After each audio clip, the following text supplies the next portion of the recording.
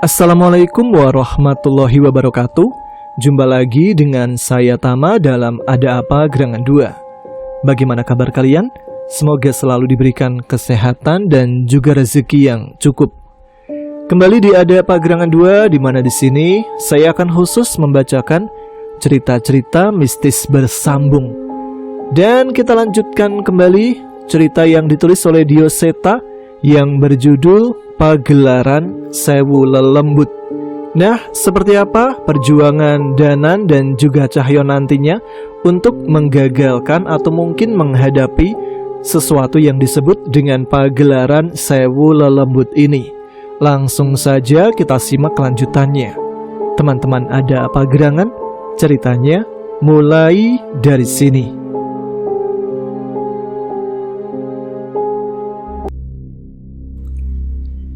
Lihat Mas Danan, belum pernah kan Mas Danan melihat wayang seindah ini? Sebuah wayang berhiaskan emas tergenggam di tangan Arsa. Danan menyadari ada kekuatan besar yang tersembunyi di wayang yang ia genggam. Inilah yang kita cari, wayang warisan para Batara. Wayang inilah yang akan membersihkan alam ini, lanjut Arsa. Danan geram melihat Arsa. Bapak, Bisma Sambara, dia bukan dalang hebat sepertimu, tapi dia selalu bilang bahwa semahal apapun wayang yang dimainkan, tidak ada artinya jika di tangan dalang yang salah. Nyawa wayang itu ada di dalang, bukan sebaliknya. Seharusnya wayangmu itu membuat orang bahagia, bukan sebaliknya, Arsa. Danan benar-benar marah. Terlebih ia sudah memastikan bahwa Arsa tidak dikendalikan oleh siapapun. Cukup Arsa, sadarlah, teriak Cahyo. Hah, aku sudah tersadar mas. Raden Girisangkur sudah menyadarkanku. Tidak seharusnya kita manusia ada di tanah ini. Tanah ini adalah hak mereka setan-setan yang telah dilaknat Tuhan dan mereka yang ingin mengikutinya. Wina mati, ibu juga sudah mati. Tidak ada yang peduli pada mereka. Biarkan aku melakukan pertunjukan terakhir yang membawa kita semua menyusul mereka. Danan terpukul mendengar perkataan Arsa. Ia benar-benar tidak mengetahui tentang kematian ibu dan kekasihnya itu. Apa yang kau bilang, Sah? Bu Arimbi? Wina? Jangan gila Arsa, teriak Cahyo. Namun Arsa tak peduli. Ia pun mengibaskan beberapa wayang dari kotak yang dibawakan oleh pengikut Raden Girisangkur. Bayangan hitam muncul dari kibasan wayang tersebut. Sosok raksasa kembar muncul di tengah hutan itu.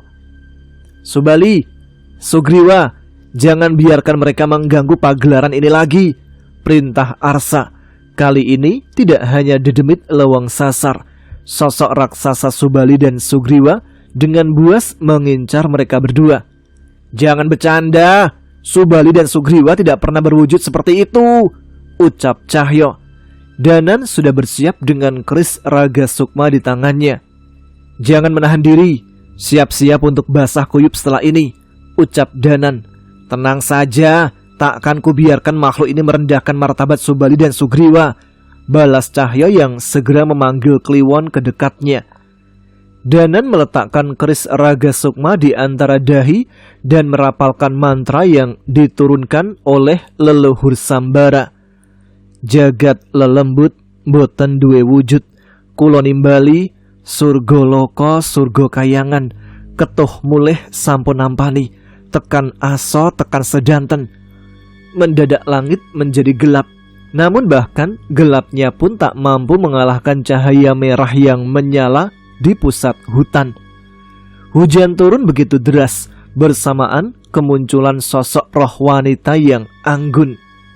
Apa kau terlalu sombong hingga enggan memanggilku selama ini, Danan? Nyi Sendang Rangu membelakangi Danan. Sepertinya ia sudah mengetahui apa yang terjadi. Namun ia tak bisa mencampuri urusan manusia tanpa mantra leluhur Danan. Lawan yang saya hadapi akan semakin kuat, Nyi. Jika aku hanya mengandalkan kekuatanmu, maka kemampuan dan kebajikanku tidak akan bertumbuh. Aku akan tertinggal oleh lawan-lawanku. Nyi Sendang Rangu menoleh dengan wajahnya yang tak pernah gagal membuat Danan dan Cahyo terpesona. Kau sudah semakin dewasa, Danan, tapi ingat janji kita. Jangan menahan diri untuk memanggilku. Jika kalian berada di antara hidup dan mati, ucap Nyi Sendang Rangu. Reuniannya masih lama, Nyi. Udah mulai main ini, teriak Cahyo yang sudah mulai kesulitan menghindari kejaran raksasa Subali dan Sugriwa. Seketika wajah Nyi Sendang Rangu berubah kecut sambil menoleh ke arah Cahyo. Tolong suapi temanmu itu rawit sebaskom saat semua ini selesai, ucap Nyi Sendang Rangu. Siap, Nyi. Danan sedikit menahan tawanya. Nyi Sendang Rangu melemparkan selendangnya ke langit dan seketika membentuk sebuah tabir yang mengelilingi mereka.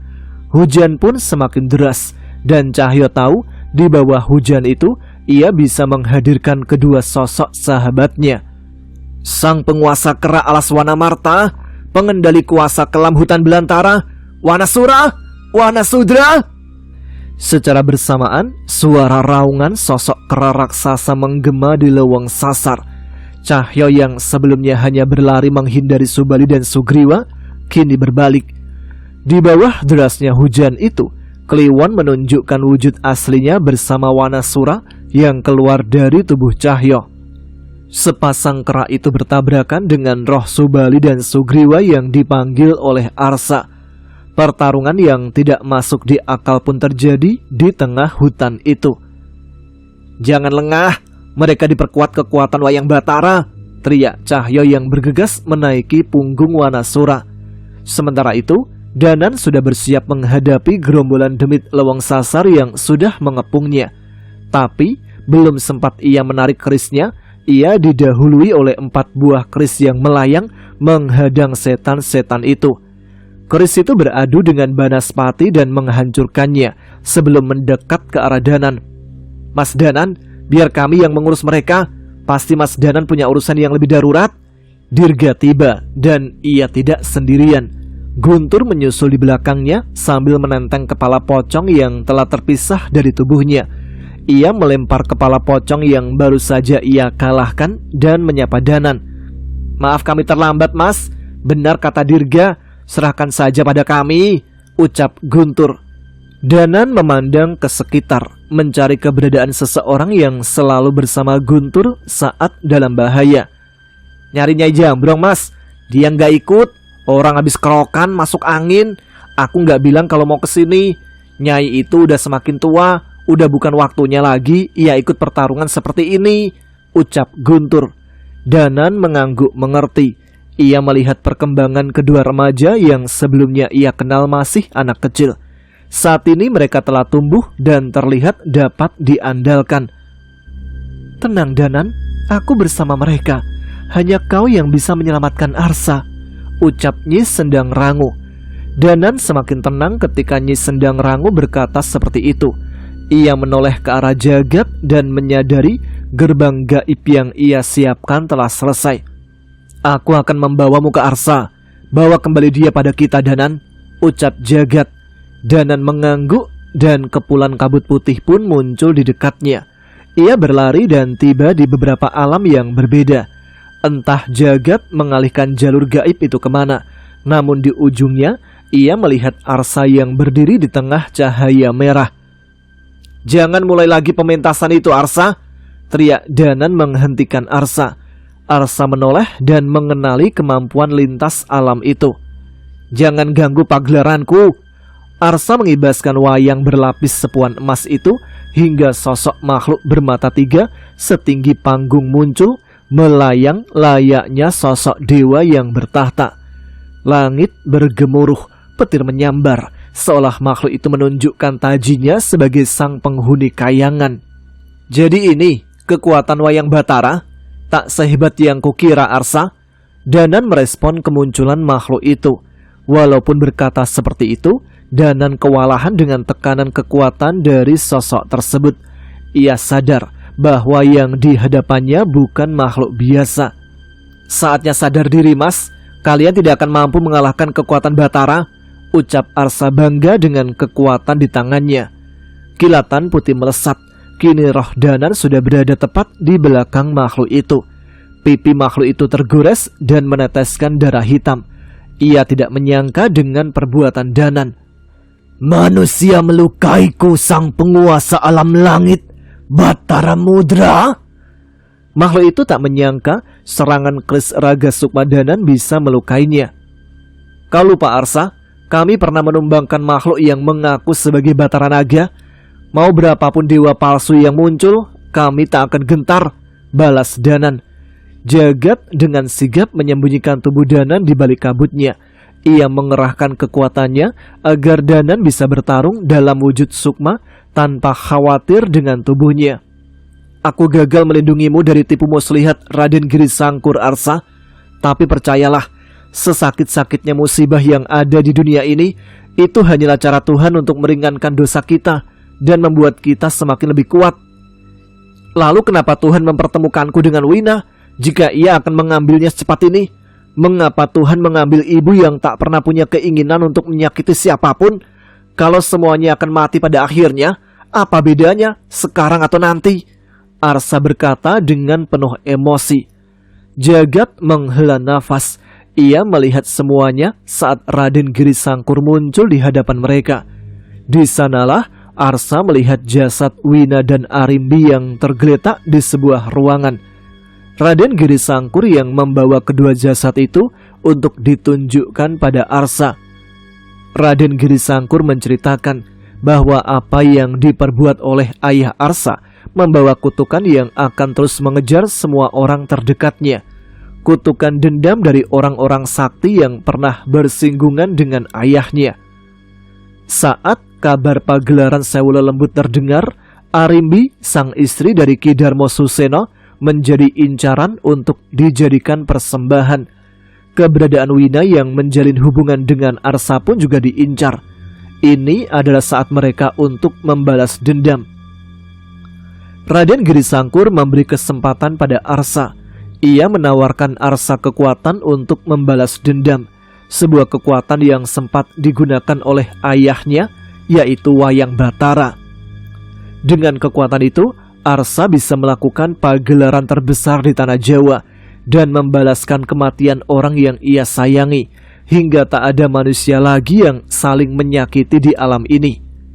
Biarkan manusia-manusia kembali pada Tuhannya, dan biarkan alam ini ditempati oleh makhluk yang dilaknat Tuhan. Perkataan itu terdengar sangat masuk akal bagi Arsa. Ia pun mengikuti Raden Girisangkur dan menjadi bagian dari pagelaran Sewu Lelembut. Tidak ada yang sempurna di alam ini, Sah. Tangis, tawa, hidup dan mati, semua yang membentuk alam ini menjadi seperti ini. Tanpa adanya tangis, tawa tidak akan terasa indah. Tanpa adanya kematian, manusia tidak akan menghargai kehidupan. Dan kita adalah makhluk yang diberkahi hati yang kuat untuk bisa melampauinya. Jagat masih mencoba menyadarkan Arsa, namun mata Arsa yang menghitam masih menatap tajam. Air matanya sudah mengering menangisi kepergian orang-orang yang berharga baginya. Tiba-tiba Danan terjatuh terbaring di tanah setelah petir yang besar menyambar sukmanya.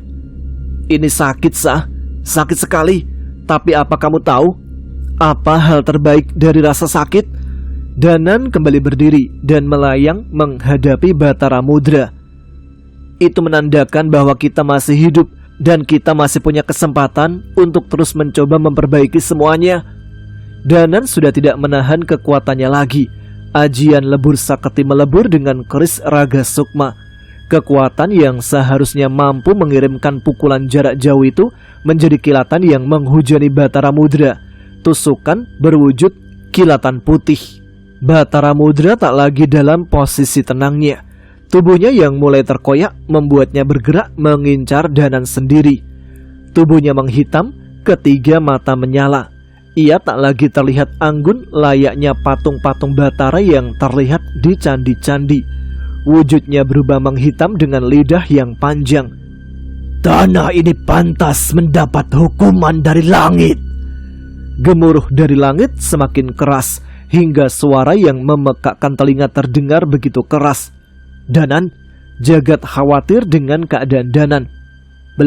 Sebentar lagi, Danan sudah merencanakan sesuatu. Ia sadar bahwa tidak mudah menghadapi Batara Mudra seorang diri. Namun ia sadar bahwa ia tak harus melakukan itu. Petir menyambar berkali-kali. Suara teriakan terdengar dari berbagai tempat. Danan mulai kewalahan menghadapi Batara Mudra yang tubuhnya terselimuti kilatan hitam. Namun, belum sempat kekuatan yang begitu besar mengenai Danan, tiba-tiba keberadaan Batara Mudra meredup. Kedua raksasa Subali dan Sugriwa yang berhadapan dengan Cahyo pun terjatuh menghantam pepohonan. Sementara Wanasura dan Wanasudra masih berdiri kokoh, memukul kedua dadanya menyatakan kekuatannya. Arsa terjatuh, darah merah bermuncratan dari mulutnya. "Sial," umpat Arsa. "Caramu memanggil wayang-wayang itu sama seperti aku memanggil Nyi Sendang Rangu. Kekuatan sebesar itu akan membebani tubuh dan jiwamu," ucap Danan. Cuh. Arsa meludahkan darahnya. Ia yang mulai kehabisan tenaga pun berlari masuk ke dalam hutan menghindari Danan dan Jagat. "Sadar Arsa, tempatmu bukan di antara setan-setan itu," teriak Jagat. Namun Arsa tidak menghiraukan. Setan-setan bertopeng suruhan Raden Girisangkur menghalangi Danan dan Jagat hingga Arsa tak terlihat lagi dari pandangan mereka.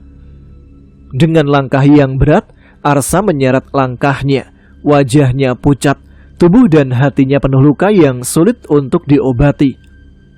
"Bapak, berikan padaku kekuatanmu. Berikan aku kekuatan yang mampu mengendalikan semua wayang-wayang Batara ini," teriak Arsa dengan penuh amarah. Namun tak satu pun jawaban yang datang kepadanya. Ia terus berjalan dan berjalan dalam keheningan. Setan-setan leweng sasar pun hanya memandangnya dengan mengenaskan. Dari jauh, ada seseorang yang berjalan mendekati Arsa. Tubuhnya bersimbah darah dan luka yang begitu besar menembus tubuhnya. Ia terjatuh dan menyandarkan tubuhnya di salah satu pohon. "Aku ingat pertama kali Bapak mengajakku menonton pementasan wayang.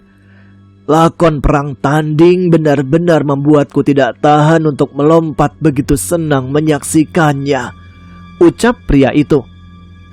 "Ki Wardi, walau mencintai kisah pewayangan, aku tak seberuntung kamu yang bisa memainkannya." "Jangan, kau tidak boleh mati Ki. Kita belum menuntaskan tujuan kita." Arsa menyadari bahwa Ki Wardi sudah tak mungkin bertahan lagi. "Tujuan apa Arsa? Bukankah sejak awal tujuan diciptakan wayang adalah untuk membuat penontonnya bahagia? Bukankah dari tawa itu nilai dakwah bisa diterima oleh mereka?" Ucapan Ki Wardi membuat Arsa kembali meneteskan air mata. "Pengaruh Nyi Gadis sudah membuatku membuat begitu banyak hal buruk. Setidaknya aku beruntung bisa membagi kenanganku denganmu setelah lepas dari pengaruhnya. Tapi kau lebih beruntung Arsa. Kau masih punya banyak waktu untuk memilih jalan yang benar. Wajar jika manusia berbuat salah, namun jika kita masih hidup dan mau bertobat, kita masih punya waktu untuk memperbaikinya." Arsa menggenggam tangan Ki Wardi. Bagi Ki Wardi yang sudah melakukan kesalahan begitu besar, ada seseorang yang mau menggenggam tangannya di akhir hayatnya adalah sebuah belas kasih dari Tuhan yang begitu besar untuknya. "Aku akan menyaksikan permainanmu lagi dari alam sana. Pastikan permainanmu membuat aku tersenyum saat menyaksikannya." Ki Wardi mengambil sebuah benda yang ia selipkan di pakaiannya. Sebuah belangkon pemberian Ki Dudui yang sempat dilupakan oleh Arsa di kotak wayang yang ia tinggalkan. Dengan tangan yang lemah, ia mengenakan belangkon itu pada Arsa. Arsa tak mengucapkan satu kata pun. Ia hanya memeluk Ki Wardi tanpa mampu membendung air matanya. Air mata Arsa jatuh di tubuh Ki Wardi, dan darah Ki Wardi membasahi tubuh Arsa. Ki Wardi pun menghembuskan nafas terakhirnya. Di tengah malam yang sendu itu, Arsa menoleh ke satu arah. ada dua sosok yang memandangnya dari kejauhan. Sosok yang begitu besar dan sosok seorang pria tua yang mengenakan surjan. Bibir Arsa bergetar. Ia menggumamkan dua nama dari bibirnya. Ki Buto, Raden Suto. Malam mencapai puncaknya. Suara gending yang kelam masih terdengar tanpa penonton yang tak lagi menyaksikan pertunjukan. Sepertinya Gama dan Budi berhasil. Cahya memastikan tidak ada lagi penonton manusia di depan panggung. Danan mengangguk, tapi ia menyadari bahwa cahaya merah masih menerangi lewang sasar. Firasat yang sangat buruk masih menghantuinya. Suara gong menggema ke seluruh lewang sasar. Saat itu, suasana tempat pementasan yang sebelumnya telah ditinggalkan penontonnya menjadi meriah dengan arwah-arwah yang bergentayangan. Suara teriakan dan sorak-sorai benar-benar memekakkan telinga mereka berdua. Gong itu memanggil sekumpulan arwah dan setan-setan untuk berkumpul di tempat itu. Danan, Cahyo, apa yang terjadi? Gama muncul bersama Budi saat menyadari semua bencana ini. Cahyo menunjuk ke arah panggung di mana ada dua orang yang memimpin pertunjukan itu. Di belakangnya tergantung mayat-mayat manusia yang sebelumnya melakukan ritual pemujaan terhadap dirinya. Raden Girisangkur, gumam Danan saat menatap sosok berpakaian dalang dengan wujud yang lebih tampan dari yang pernah ia dengar. Nyi Gadis. Gama mengenali sosok perempuan berselendang yang menyambut pelukan Raden Girisangkur itu. Bersinarkan cahaya merah, Raden Girisangkur dan Nyi Gadis saling berpandangan dan mulai menautkan bibir mereka. Mereka berciuman di tengah panggung yang dihiasi oleh darah yang menetes dari mayat-mayat manusia. Pagelaran Sewu Lelembut baru akan dimulai. Nyi Sendang Rangu muncul di antara setan-setan itu. Budi bersiap berlari dengan membawa belatinya, namun Cahyo menariknya kembali dan menahannya untuk tidak gegabah. Lepaskan, kita harus menghabisi pasangan terkutuk itu sebelum terlambat. Tidak semudah itu. Kita bisa mati dalam waktu singkat jika lelembut-lembut ini marah, bantah Cahyo. Mereka kebingungan untuk mengambil keputusan. Kita harus cari cara agar setan-setan itu tidak ikut campur saat kita menghadapi Raden Girisangkur dan Nyi Gadis, ucap Danan. Mereka terdiam, namun tak ada satupun dari mereka yang memiliki rencana untuk menghentikan pagelaran yang memancing ribuan lelembut berkumpul di tempat itu. Bagaimana jika ada pementasan yang mampu menandingi pagelaran ini? Tiba-tiba, seseorang yang mengenakan seragam pemain jatilan muncul di antara setan-setan itu. Masnya siapa? Tanya Danan yang bingung dengan pemuda yang muncul secara tiba-tiba itu. Saya Panjul, Panjul yang asli. Yang di situ, Panjul palsu. Pemuda itu mengenalkan dirinya. Saat itu, mata Cahyo terbelalak. Ia mulai mengingat wajah yang ia kenal sewaktu kecil. Widi?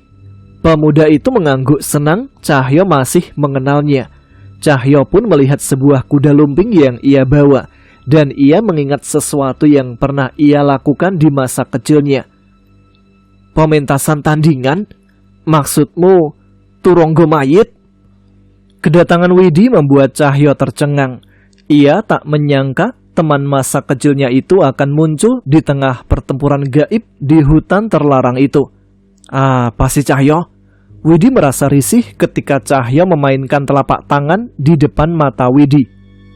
Kamu kan udah tahu sendiri, mataku itu udah sembuh. Cahyo menghela nafas mendengar jawaban itu. Syukurlah, aku sempat mengira kesembuhan matamu cuma sementara. Syukurnya enggak Cahyo. Bayangan bola api melayang beradu dengan tirai gaib yang dibuat Danan. Reuninya masih lama. Terdengar suara perempuan yang melayang mendampingi Danan sambil melirik ke arah Cahyo. Wajah Cahyo seketika tersenyum kecut mengetahui Nyi Sendang Rangu membalas sindirannya. Untung cantik, kalau enggak apa? Tanya Nyi Sendang Rangu sambil sedikit melotot. Walau memasang raut wajah seperti itu, Nyi Sendang Rangu tetap terlihat anggun di mata mereka berdua. Kalau enggak, aku ajak ke salon Nyi, cengir Cahyo. Jul, Danan mendekat memanggil temannya itu. Iya, apa? Cahyo dan Widi membalas panggilan Danan secara bersamaan. Danan pun bingung untuk bereaksi. Namanya Panjul juga ya? Tanya Danan polos. Nama saya Widi mas. Cahyo ngambil nama Panjul dari saya. Widi memperkenalkan dirinya. Danan mengingat-ingat cerita tentang nama itu. Walaupun belum pernah bertemu, sepertinya Cahyo pernah sedikit bercerita tentang anak kecil buta bernama Widi yang pernah ia bantu bersama Pak Le. Awas, jangan diminta lagi nama itu, udah terlanjur populer, ucap Cahyo. Cahyo pun menjelaskan pada Danan bahwa Widi memiliki rencana.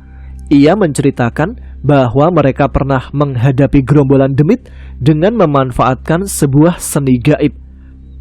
Namanya Turonggo Mayit, pementasan kuda lumping yang dipersembahkan untuk penghuni alam lain, ucap Widi. Mendengar penjelasan Widi, Danan semakin penasaran. Aku selalu penasaran untuk menyaksikan pementasan itu. Ada kekuatan gaib yang memancar dan menarik hati kami bangsa lelembut. Sayangnya, hanya sedikit manusia yang bisa dan mau memainkannya, sambung Nyi Sendang Rangu. Jawaban Nyi Sendang Rangu saat itu seolah membuat pementasan itu terdengar menjanjikan. Rencananya, aku dan Widi akan memancing sebanyak mungkin setan-setan di hutan ini dengan Turonggo Mayit. Saat itu, kalian, Gama dan Budi, punya kesempatan untuk menghadapi Raden Giri Sangkur dan Nyai Gadis, jelas Cahyo. Rencana Cahyo terdengar masuk akal. Namun tetap saja Danan khawatir ketika Cahyo dan Widi harus berada di tengah kerumunan demit-demit lewang sasar. Aku akan mengawasi mereka, ucap Nyi Sendang Rangu menjawab keresahan Danan.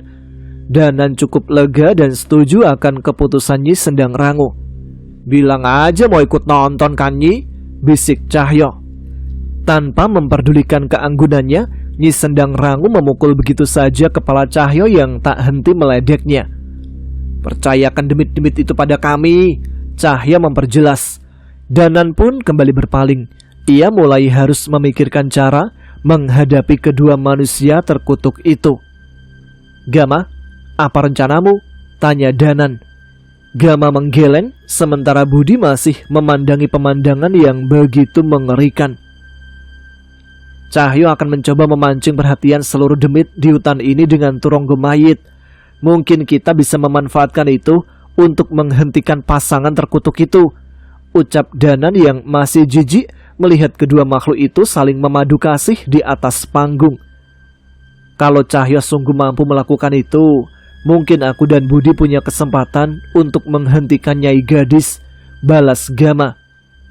Benar, urusanku belum selesai dengan perempuan itu dan pengikutnya, tambah Budi. Danan mengerti, mengenai Nyai Gadis, Gama dan Budilah yang faham mengenai tipu muslihatnya. Ku percayakan Nyai Gadis pada kalian, kami akan mengurus Raden Giri Sangkur, ucap Danan. Gama dan Budi sepakat.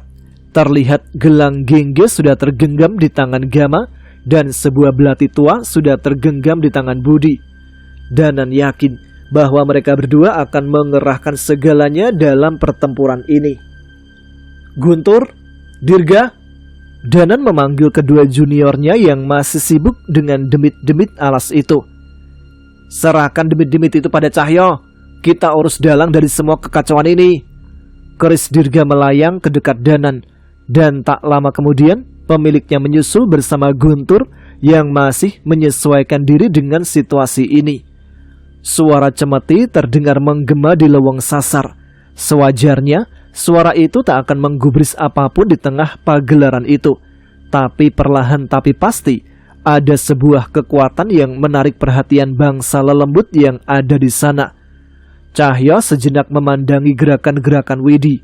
Satu persatu ingatannya mulai kembali, mengingat permainan serupa dengan kuda lumping yang ia lakukan saat kecil. Cemeti kedua berbunyi. Kali ini Cahyo mendekat ke arah Widi bersama sebuah cemeti panjang dan kuda lumping di antara kedua kakinya.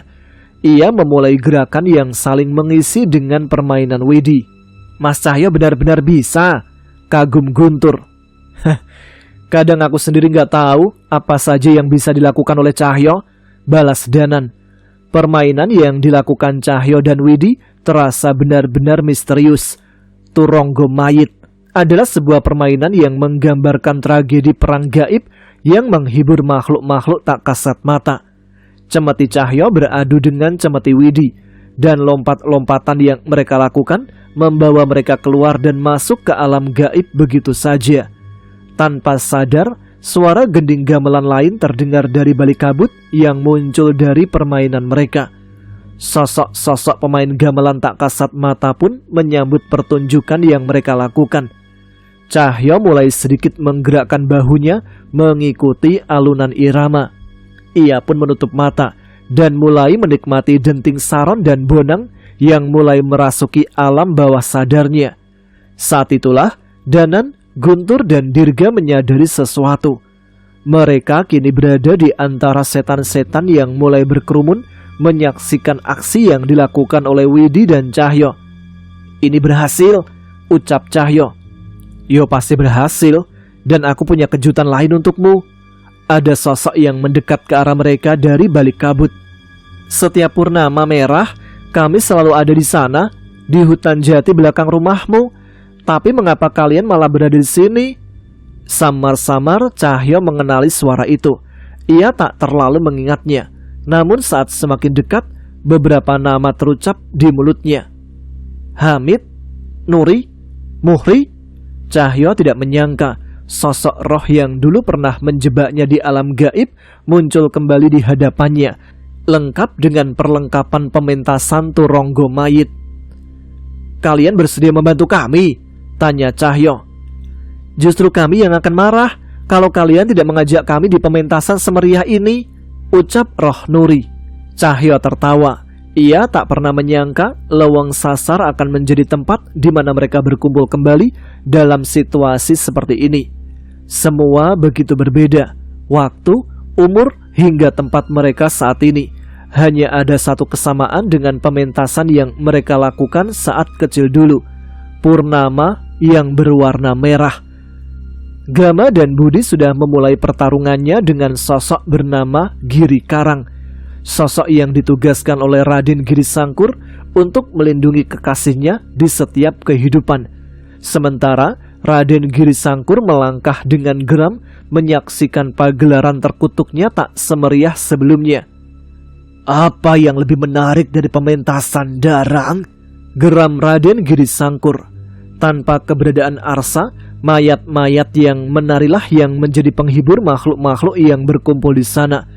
Mereka menjilati darah busuk yang menetes dari mayat itu dan menikmati jasad yang selesai melakukan tugasnya. Memangnya apa bagusnya tarian makhluk yang tak punya nyawa itu? Teriak Dirga sambil mengarahkan kerisnya ke arah Raden Giri Sangkur. Danan tak tinggal diam. Keris Raga Sukma ikut melesat menemani keris Dasa Sukma Dirga.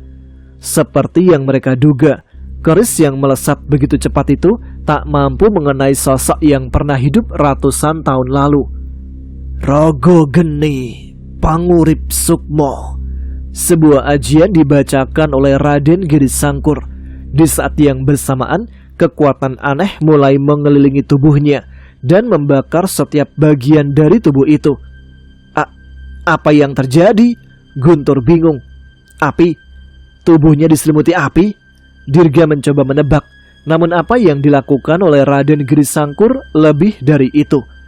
Pak Le yang telah menyelesaikan persiapannya tiba-tiba muncul di tengah-tengah mereka. Sial, dia sudah mencapai tahap itu. Sebagai pengguna ilmu api, Pak Le mengenali apa yang dilakukan oleh Raden Giri Sangkur. Apa Pak Le? Itu apa? Danan semakin cemas ketika serangan keris mereka berdua hanya menembus tubuh Raden Giri Sangkur tanpa melukainya. Ia tidak menyelimuti tubuhnya dengan api. Ia merubah seluruh tubuhnya menjadi api. Itu adalah ilmu yang hanya bisa dipelajari setelah mengalami 100 kehidupan.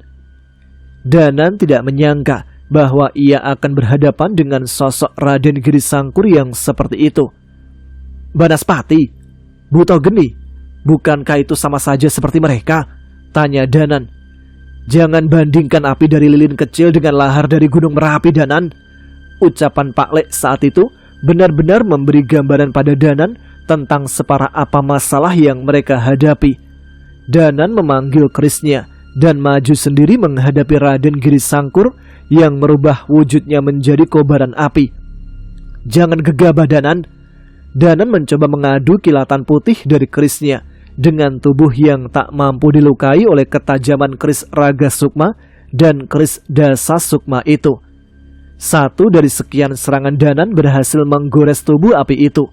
Kilatan putih dari keris Sukma Geni menggores tubuh membara Raden Giri Sangkur.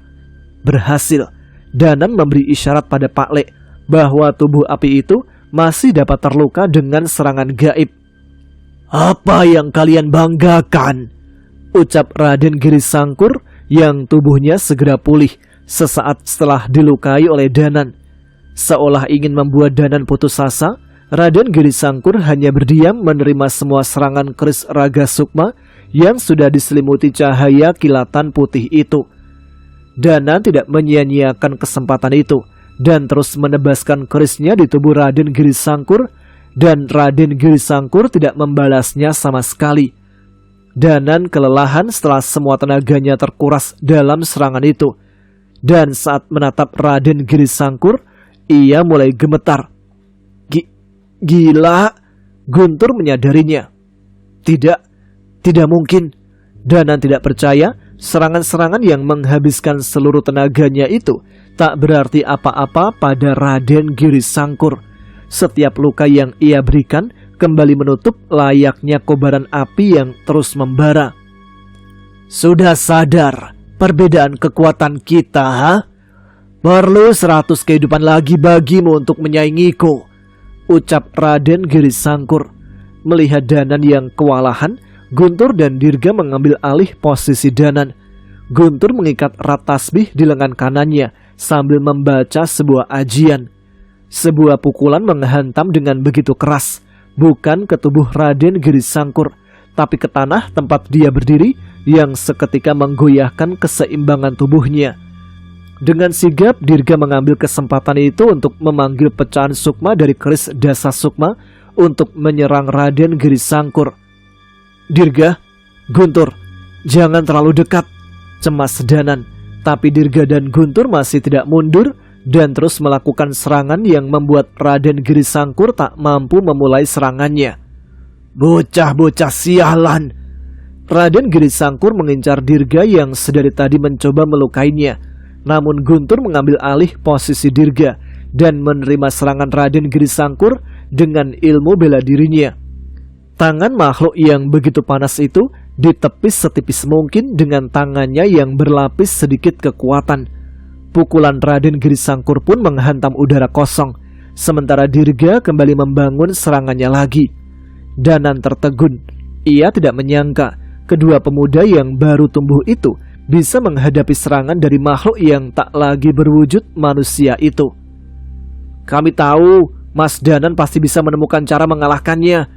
Sementara itu, serahkan Raden Giri Sangkur pada kami, teriak Guntur. Kalian benar-benar menghinaku. Sang Raden Giri Sangkur benar-benar kesal dengan ucapan Guntur. Ia tidak terima jika dua pemuda yang dianggap masih hijau itu dianggap bisa menandinginya. Sebutan mayat lebih cocok untuk kalian. Raden Giri Sangkur semakin membara hingga serangannya menciptakan api yang mengincar Guntur dan Dirga. Tapi sebelum hal itu terjadi, tiba-tiba Guntur dan Dirga menghilang. Mereka muncul tepat di atas Raden Giri Sangkur dan menjatuhkan serangan secara bersamaan. Kau yang meremehkan mereka, kakek tua, ucap Jagat yang dari jauh mengatur strategi untuk menghindarkan Guntur dan Dirga dari serangan Raden Giri Sangkur. Sekarang, teriak Guntur yang menghantamkan pukulannya bersamaan dengan Dirga yang menghujamkan kerisnya. Tebasan Dirga dan pukulan Guntur berhasil mengenai tubuh yang seharusnya tak dapat dilukai itu. Kekuatan Sukma Dirga menyelimuti bilah keris Dasa Sukma. Ajian dan tasbih Guntur menciptakan kekuatan yang membuatnya mampu menyentuh api yang diciptakan dari kekuatan gelap itu. Bagaimana mungkin tubuhku terbuat dari api? Bagaimana mungkin kalian bisa menyerangku? Raden Girisangkur tak menduga kedua pemuda itu bisa melukainya. Iblis, setan, jin, mereka semua terbuat dari api. Tapi itu bukan berarti api neraka tidak akan menyakitkan untuk mereka, ucap Dirga. Jika Tuhan berkehendak, api pun akan sangat menyakitkan untuk mereka yang juga terbuat dari api. Hehe, tambah Guntur. Pertarungan sengit pun terjadi ketika serangan-serangan Guntur dan Dirga berpadu dengan kemampuan jagat yang menciptakan celah untuk serangan mereka. Namun mereka sadar bahwa strategi mereka tidak akan berlangsung lama. Danan benar-benar gelisah. Ia memandang Cahyo dan Widi yang melakukan sebuah pementasan di tengah-tengah ribuan lelembut yang kini mengelilinginya. Gama dan Budi juga tengah mati-matian menghadapi Giri Karang dan Nyai Gadis yang tak bisa diremehkan. Guntur, Dirga dan Jagat setengah mati menghadapi Raden Girisangkur. Ia pun menyadari Pak Le sedang mempersiapkan sesuatu dengan keris sukma geninya. Apa yang harus kami lakukan untuk menghadapi seorang makhluk abadi? Ucap Danan. Tenang Danan, kau yang paling mengerti tentang semua ini di antara kita, teriak Cahyo dari jauh. Danan terus berpikir. Ia menyadari bahwa Pak Le sedang mempersiapkan sesuatu. Dan sampai Pak Le siap, ia harus bisa mengendalikan situasi ini. Kalian tidak bisa berbuat apa-apa. Pementasan darang akan dimulai kembali dan ribuan nyawa akan melayang menjadi tumbal untuk kami, tawa Raden Girisangkur. Benar apa yang ia katakan. Suara gamelan kini dari panggung semakin keras dan beradu dengan suara gamelan gaib yang mengiringi turonggo mayit. Dua pementasan bersaing untuk mencuri perhatian para demit-demit penghuni lowong sasar. Baiklah, sampai di sini dulu cerita pagelaran Sewu Lelembut dari Dioseta. Kita simak kelanjutannya pada episode selanjutnya. Terima kasih untuk teman-teman Ada Apa Gerangan yang sudah selalu menyimak setiap episode Ada Apa Gerangan. Terima kasih untuk support kalian yang sudah mensubscribe, selalu like dan menuliskan komentar untuk menunjukkan eksistensi kalian.